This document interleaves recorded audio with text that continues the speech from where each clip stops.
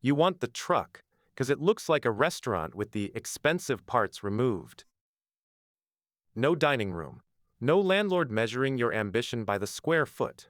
No host stand, linen service, or empty tables waiting for Tuesday night. Just a steel box, a short menu, and a line of hungry people handing you money. The fantasy is mobility. If demand disappears, you turn the key and drive toward more of it. But that is also the paradox. A food truck is mobile enough to escape bad demand, yet too operationally fragile to chase good demand cheaply. Every move burns fuel, prep time, labor, and selling hours. Every profitable location may require a permit, a private agreement, an event fee, or pure luck.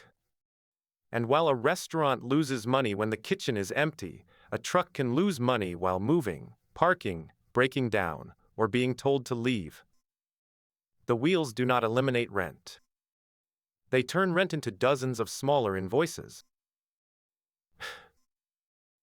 At the bootstrapped end, you are not buying a gleaming custom kitchen.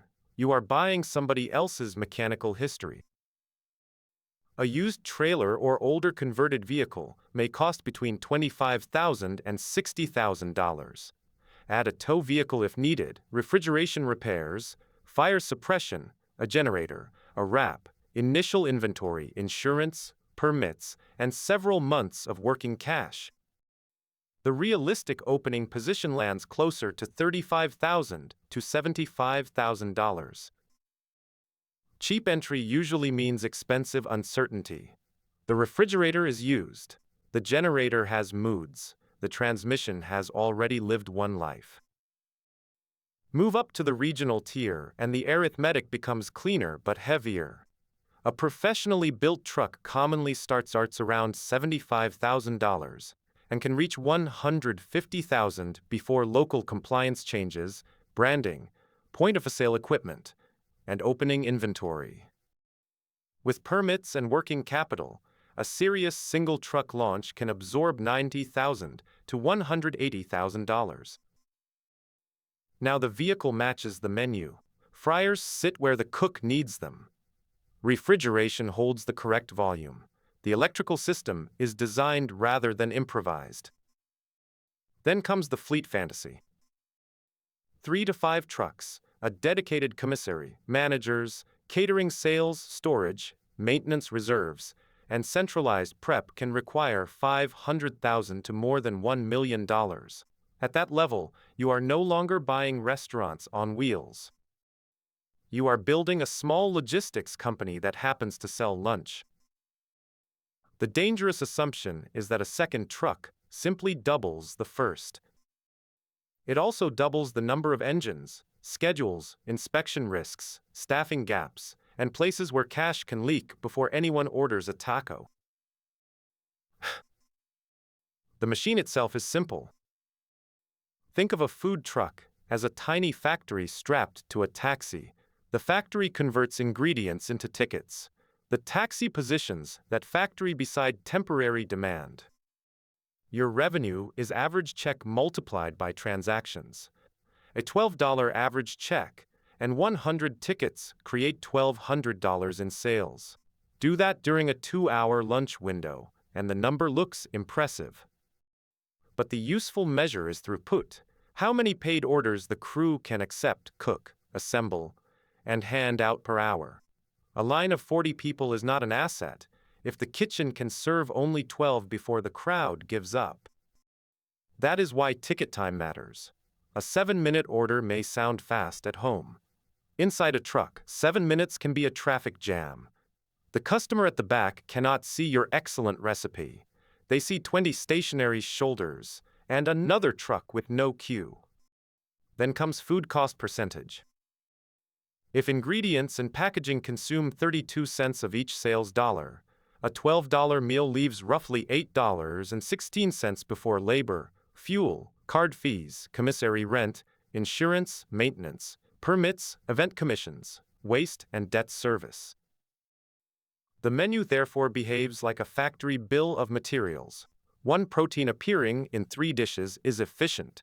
12 proteins serving 12 creative ideas are refrigerated sabotage. A narrow menu increases purchasing power, reduces spoilage, shortens training, and compresses ticket time. The counterintuitive part is that the busiest event can be the least profitable day. A festival may charge a fixed vendor fee, take a percentage of sales, require extra staff, extend travel time, and trap the truck beside competitors. Gross sales explode, contribution margin quietly collapses. By contrast, a prepaid corporate catering job looks less glamorous and often produces better economics. The headcount is known, the menu is fixed, ingredients are portioned in advance. There is no weather-dependent search for customers. The truck is not hoping to be discovered. Demand has already signed a contract.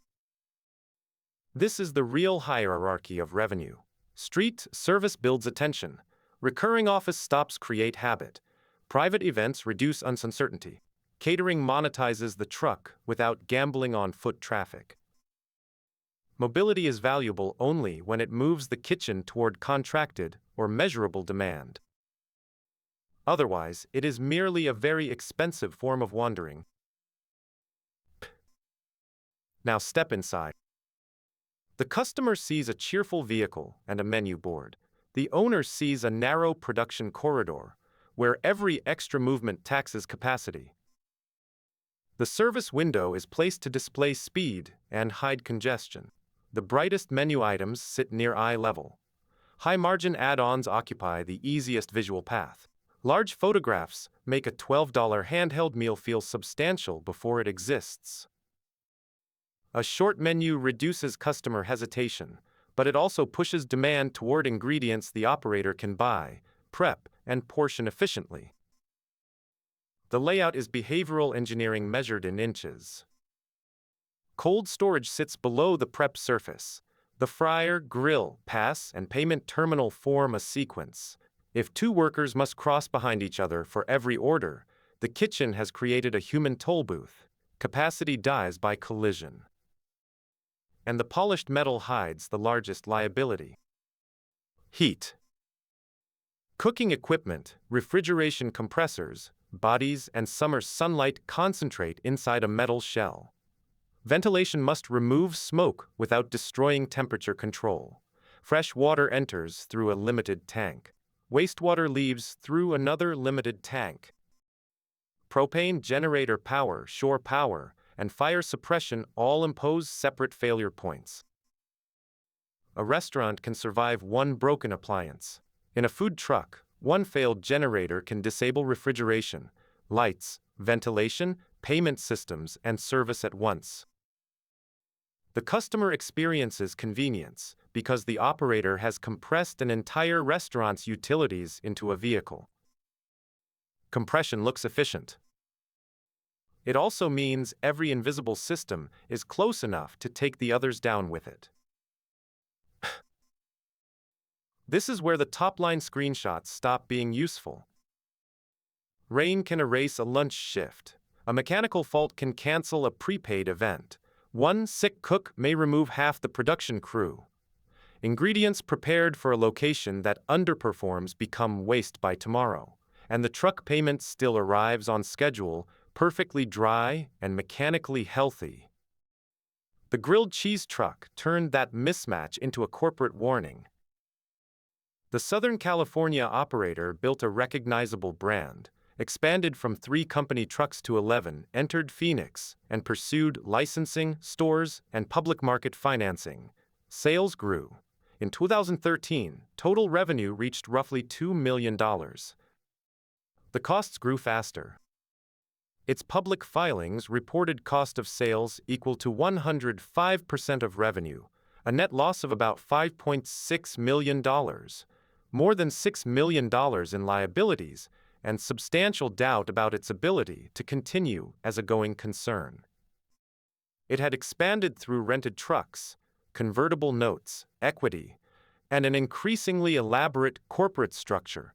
The Securities and Exchange Commission later revoked the company's securities registration after years of missing periodic reports. The lesson was not that grilled cheese lacked margin.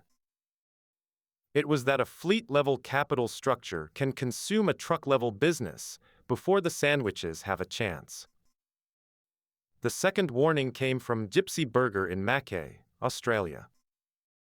The operators had already built experience with a truck and a restaurant in Victoria.